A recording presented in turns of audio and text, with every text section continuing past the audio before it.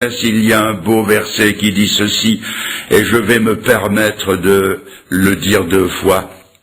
Mes destinées sont dans ta main. Mes destinées sont dans ta main, et pas ailleurs, et en tout cas pas dans les étoiles. J'aimerais maintenant, juste avant de finir, vous dire ceci. Jamais, vous entendez? Jamais. Jamais les étoiles de l'horoscope ne vous raconteront la plus belle histoire du monde qui est révélée dans les évangiles. Jamais les étoiles ne vous parleront de l'étoile de Noël. Jamais les étoiles ne vous parleront de vos péchés, ni du besoin de vous repentir. Jamais elles ne vous parleront de la grâce de Dieu pour le pécheur. Jamais les étoiles ne vous diront comment vous pouvez être sauvés. Jamais elles ne vous dévoileront quoi que ce soit sur l'au-delà. Jamais les étoiles ne vous diront qu'il y a un enfer à éviter et un paradis à saisir. Jamais les étoiles ne vous parleront de l'espérance ni de l'assurance de la vie éternelle. Jamais elles ne vous conduiront au crucifié du calvaire. Jamais elles ne vous diront que le sang de Jésus-Christ nous purifie de tout péché. Jamais les étoiles ne vous diront qu'il est vivant aujourd'hui et qu'il va revenir bientôt. Jamais, jamais, jamais. Seule la parole de Dieu nous le révèle. Mes amis, il n'y a qu'une vérité. Il n'y a qu'une vie. Et c'est Jésus-Christ qui le dit, je suis le chemin, la vérité et la vie. Il a regardé ses contemporains dans le blanc des yeux et il leur a dit, celui qui m'a vu a vu le Père. Cela, les étoiles, l'horoscope, l'occultisme, jamais ne vous le feront connaître. La Bible nous dit qu'en Jésus seul sont cachés les trésors de la sagesse et de la science. Si donc vous voulez être sauvés, libérés, avoir toutes les certitudes que promet la parole de Dieu, c'est à Jésus-Christ qu'il faut venir. L'apôtre Pierre l'avait bien compris. Aussi nous a-t-il dit dans son fameux discours d'Acte 4, « Sous le ciel, il ne nous a été donné aucun autre nom par lequel nous puissions être sauvés, le nom de Jésus. » Jusqu'ici, je l'admets, j'ai parlé assez négativement. Parce que la Bible est négative de A jusqu'à Z quand elle parle du péché. Et l'occultisme est une forme du péché tellement négative que Dieu ne pouvait que se prononcer contre dès le début. Mais il nous fait entendre une autre voix entièrement positive, celle-là, celle de son propre Fils. Et cette voix qui ne vient pas des étoiles, mais de sa propre bouche, dit qu'il peut entrer dans notre vie. Il peut, lui, Jésus, entrer dans votre cœur. Combien de fois n'ai-je pas dit à mes auditeurs, ne me demandez pas de vous expliquer comment cette irruption divine dans une vie peut se faire. Ne me demandez pas non plus comment les ondes invisibles peuvent entrer dans un transistor et se mettre à parler et à chanter. Je ne peux pas l'expliquer, mais je sais que quand on prend la bonne longueur d'onde, tout à coup, ça parle et ça chante. Et je sais que Dieu est plus grand que les ondes, et que ce Dieu invisible, par son Saint-Esprit, peut entrer dans votre vie.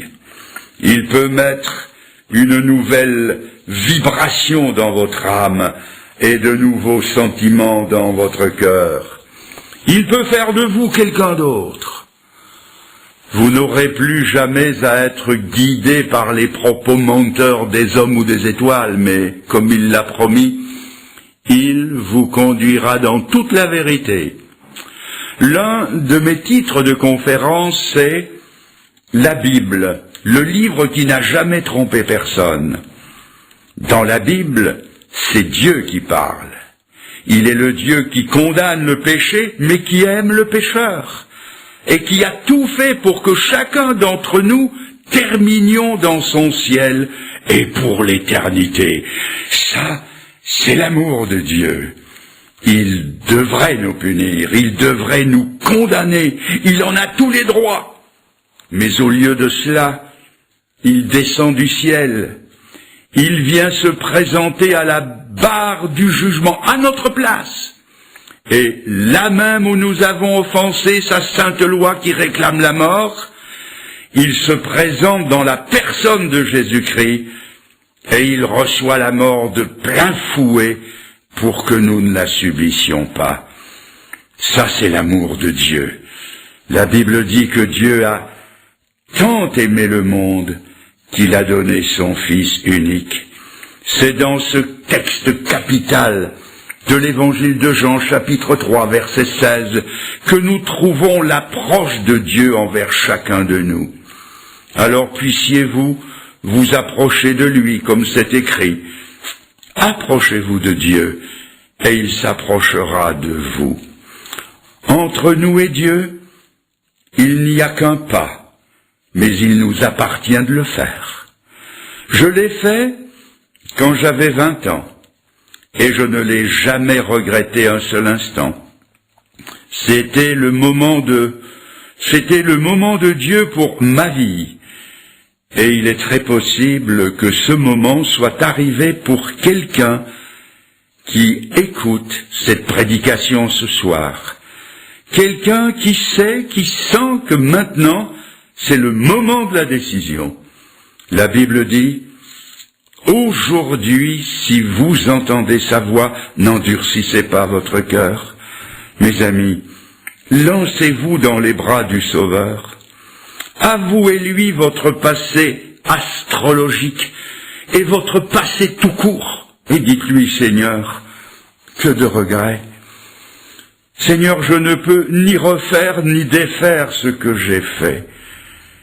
Je ne peux revenir en arrière que dans la repentance et dans la foi que je mets en toi et dans ta promesse de pardon.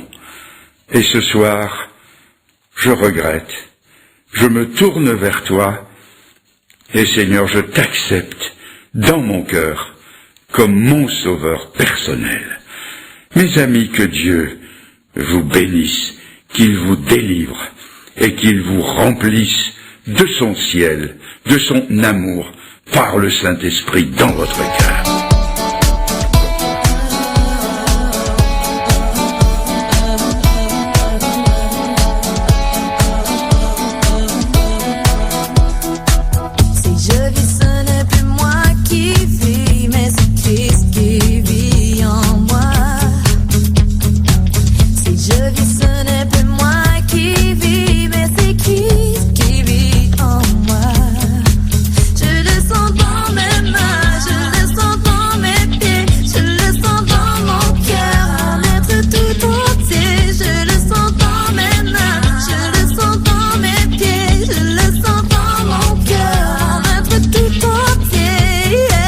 C'est Jésus qui vit en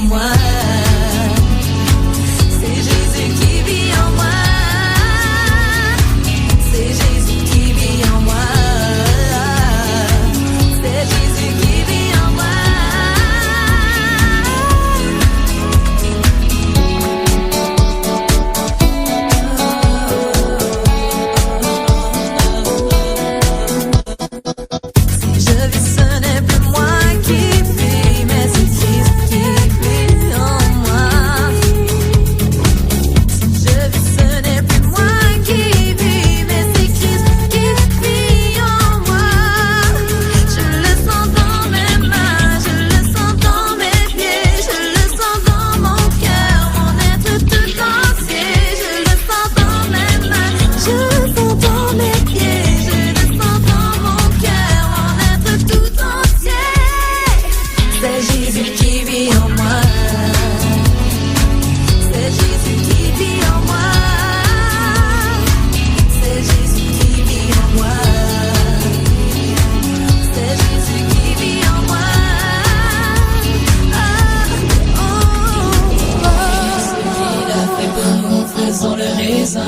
tout, son nom est au-dessus de tout, que de jour de nuit on le loue. Aimons les debout à genoux, devant ce bras prosternons-nous.